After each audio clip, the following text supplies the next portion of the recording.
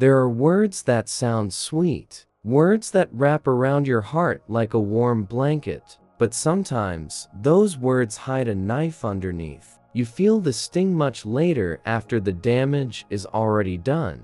If you've ever stayed up at night, replaying something he said, feeling confused, ashamed, or small, this script is for you. Because some men don't control with their hands, they control with their sentences. And if a man says these 5 things to you, you need to walk away. Carl Jung once said, "People will do anything, no matter how absurd, to avoid facing their own soul." That's what emotional manipulation often is, a man trying to avoid himself by controlling you. It doesn't start with rage or cruelty. It starts with tiny phrases, whispers that make you doubt your memory, your emotions, even your worth. Stoic thinkers like Marcus Aurelius warned us, you have power over your mind, not outside events. Realize this, and you will find strength. But what if someone keeps twisting your mind until you no longer trust your own truth? This isn't about drama, it's about protection, because the words we allow in shape the world we live in. So let's begin. Phrase 1. You're just being too sensitive. At first, it might sound like he's helping you see the big picture, like he's guiding you to be stronger, to not let little things get to you. But pause, because this isn't strength, it's erasure. This phrase is a quiet dismissal of your emotional reality. It teaches you to second-guess your own feelings, to shrink them, to silence yourself before you've even spoken. Carl Jung taught us, until you make the unconscious conscious, it will direct your life, and you will call it fate.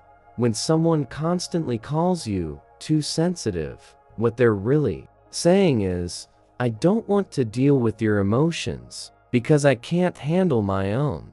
And the cost? You become afraid to speak, afraid to feel, afraid to be. So, if a man says this to you often, casually, or with a smirk, remember, sensitivity is not a flaw. It's your compass, your warning bell, and anyone who asks you to throw it away does not have your safety in mind. Phrase 2. You always make things worse.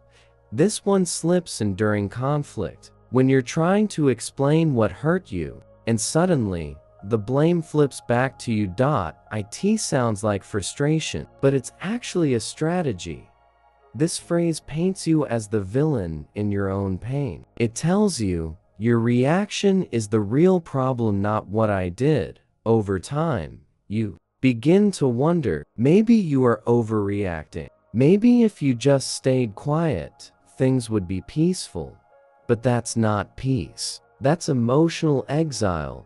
Carl Jung warned, the most terrifying thing is to accept oneself completely, and some people can't face what they've done, so they paint you as the chaos. But here's the truth, you are not the storm. You are the barometer, sensing what's wrong in the air. So when a man says, you always make things worse, what he's really saying is, I don't want to be held accountable. And that's not love. That's avoidance dressed as accusation. You deserve a partner who owns their part, not one who makes you question your sanity just to escape their guilt. Phrase 3. No one else would put up with you. This one doesn't sound angry. It sounds final, like a quiet sentence handed down to break your spirit. It usually comes after an argument, after you've stood up for yourself, after you've said, that's not okay. And then, this phrase drops, like a guillotine on your self-worth. First, it might seem like he's just being blunt, telling you what the world really thinks. But listen closer. This isn't honesty, it's isolation. It's a scare tactic, designed to make you feel unlovable, so you stay where love feels scarce.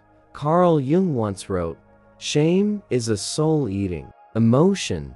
That's what this phrase feeds on: your shame. It makes you believe that you're lucky just to be tolerated, that even if he hurts you, you shouldn't leave, because no one else would ever accept the real you. But that's a lie born from fear, not truth. The truth is, there are people who will cherish your complexity, not criticize it, who will see your emotions not as too much, but as beautiful evidence that you feel deeply. So if a man ever says, "No one else would put up with you this," what he's really saying is, "I need you to feel small, so I don't have to grow." Walk away. Not because you're hard to love, but because he was never ready to rise to the level of your heart. Phrase 4. You're lucky I even stayed. This one hits differently. It sounds like a confession, but it's really a warning. It often comes after he's done something wrong, cheated, lied, ignored your boundaries, and instead of taking responsibility, he reminds you that he didn't leave. First, you might feel guilty, grateful, even like you owe him something for staying after the mess he created. But this isn't grace. It's guilt-tripping. It flips the power dynamic, making his bare minimum look like a grand favor, as if you should thank him for not abandoning you after hurting you. Carl Jung said, "We meet ourselves time and again in 1,000 disguises on the path of life, and sometimes the person who says they stayed for you is really staying for control, because as long as you feel indebted, you'll tolerate what should never be tolerated." Love doesn't sound like, "You're lucky I'm here." It sounds like, "I choose to be here, and I take responsibility for the hurt I caused." So if a man weaponizes his presence, treating it like a prize you didn't earn, that's not love. That's leverage, and you deserve love that lifts you, not one that holds you hostage through shame. Phrase 5.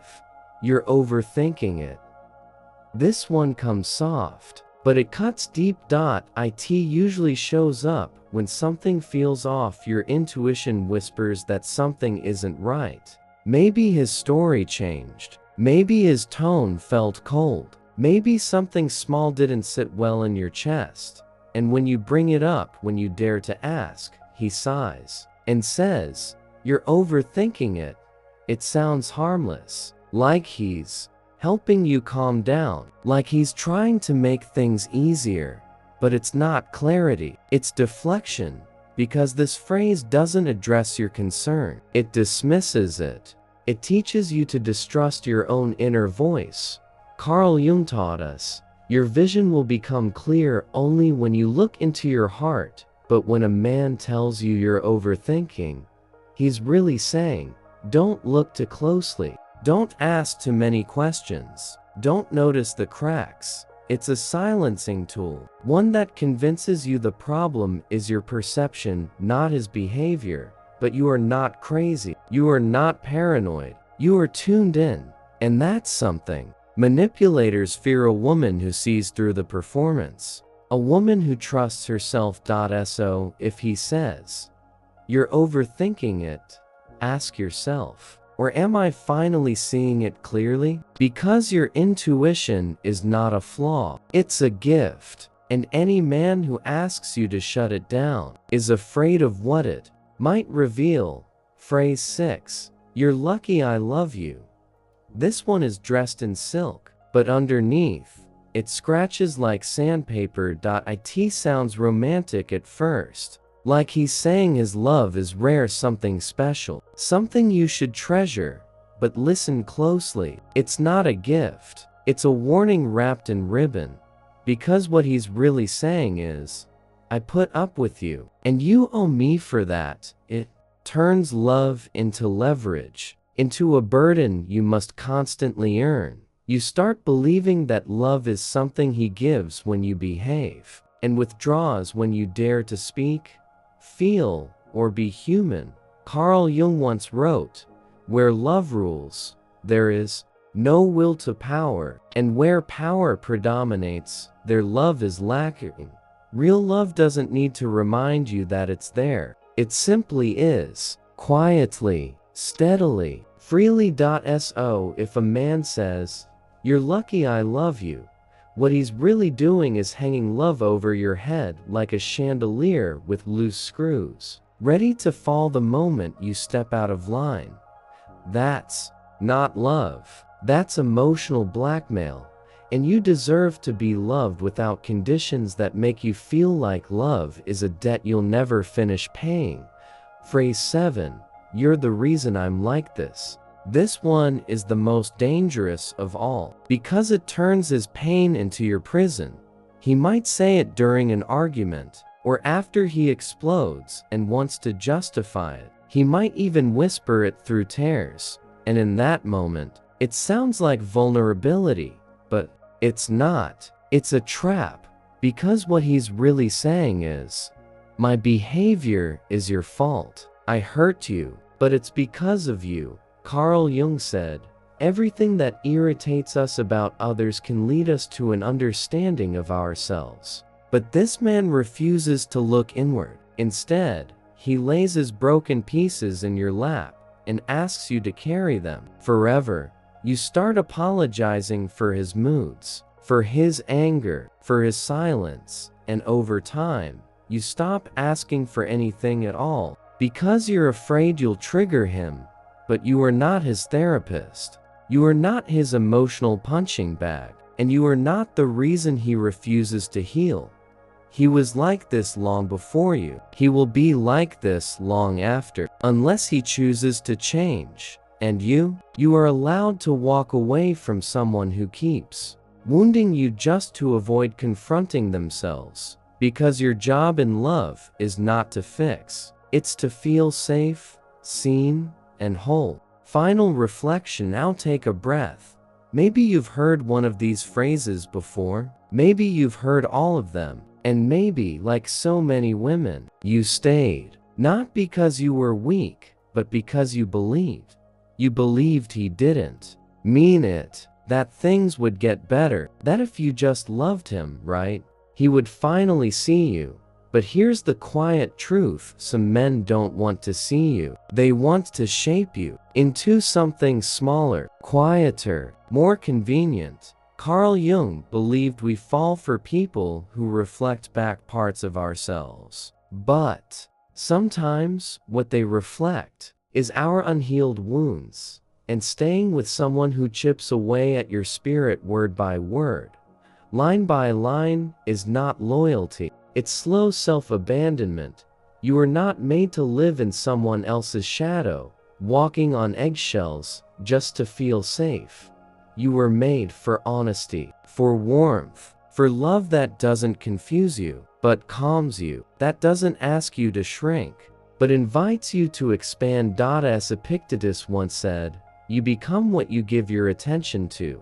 So give your attention to the words that honor you, to the people who hold space for your voice, to the quiet knowing inside you that whispers, "This isn't love, and I deserve better," because you do, and you always have.